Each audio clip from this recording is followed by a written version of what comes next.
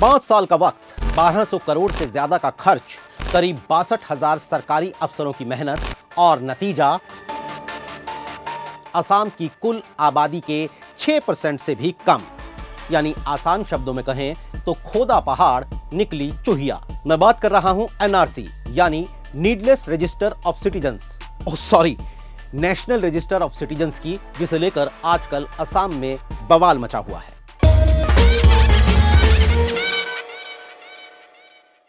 कथा जोर गर्म है कि असम में नागरिकता रजिस्टर की आखिरी लिस्ट आने के बाद सूबे के लोगों से लेकर सियासी पार्टियों तक में हड़कंप है।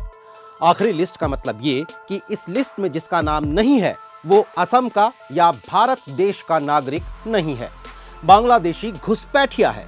हालांकि अब भी उन लोगों के पास अपील करने के लिए 4 महीने का वक्त है, लेकिन वो बात जरा बाद में। पहले बात सियासी पार्टियों में मचे हड़कंप की।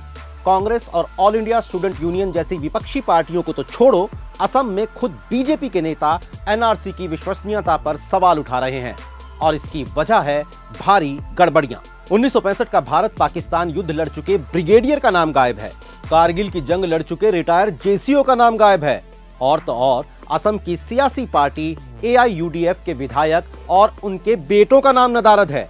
एक ही घर में पिता का नाम है, बच्चों का नहीं, कहीं बच्चों का है, माता पिता का नहीं, और ऐसे लोगों की तादाद हजारों में है। तो क्या एक ऐसा मुद्दा जिसने देश की अंतर्राष्ट्रीय छवि को कटघरे में खड़ा कर दिया, जिसे असम के कल्चर, राज्य की संस्कृति पर खतरा बताकर गैर जरूरी हल्ला किया गया, जिसे सबसे बड़ा चुनावी मुद्दा बनाकर बीजेपी ने सूबे की सत्ता हासिल कर ली? वो मुद्दा एक फर्जी एक्सरसाइज था। अगर नतीजा यही आना था तो फिर इसकी मंशा क्या थी? क्या मंशा ये थी कि बाहरी लोगों के खिलाफ गुस्से को मुसलमानों के खिलाफ गुस्से में तब्दील करके उसका सियासी फायदा उठाया जाए? क्या यही वजह है कि दिल्ली चुनाव से पहले वहां के बीजेपी अध्यक्ष मनोज तिवारी राजधानी में एनआरसी लागू करने की बात कर रहे हैं? बंगाल बीजेपी के अध्यक्ष दिलीप घोष बंगाल में एनआरसी की मांग कर रहे हैं। पंजाब के बीजेपी नेता विनीत जोशी पंजाब में भी यही मांग कर रहे हैं। माहौल बनाया गया कि बांग्लादेशी घुसपैठिए असम की संस्कृति को तहस नहस कर रहे हैं, वो असमियों के हिस्से की सुविधाएं हड़प रहे हैं। तो क्या असम की संस्कृति इतनी कमजोर है कि वो कुल आबादी के महज 6% लोगों से बिगड़ जाएगी, या फिर 6% लोग बाकी 94% लोगों की कितनी सुविधाएं हड़प लेंगे? और 6% क्यों? हालत तो यह है कि घुसपैठियों की तादाद 19 लाख से गिरकर और नीचे आने वाली है। वैसे कसूर सिर्फ बीजेपी का ही क्यों निकाला जाए? यूनाइटेड फ्रंट सरकार में गृह मंत्री रहे इंद्रजीत गुप्ता ने 6 मई 1997 को कहा था कि देश में 1 करोड़ इल्लीगल इमिग्रेंट्स हैं।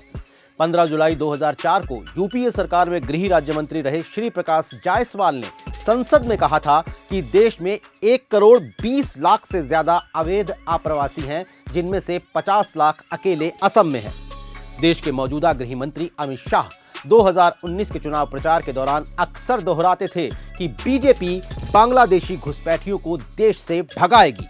यानी सियासत के इस हमाम में सब नंगे हैं। वैसे बरसों से चल रही इस पूरी कवायद ने तेजी पकड़ी साल 2015 में, जब सुप्रीम कोर्ट ने इसकी मॉनिटरिंग शुरू की। तो क्या देश की सबसे बड़ी अदालत भी इस मामले में भावनाओं में बह गई? 26 जून 2019 तक असम के कुल 41,10,169 लोग एनआरसी से बाहर थे। इन तमाम लोगों का पक्ष जानने के लिए पूरे राज्य में फॉरेन ट्रिब्यूनल्स बनाए गए। सुनवाई के लिए लोगों को दस्तावेज जुटाने पड़े, वकीलों की मदद लेनी पड़ी। दिल्ली के rights and risk analysis group ने एक रिपोर्ट जारी कर एनआरसी का अर्थशास्त्र बताया है।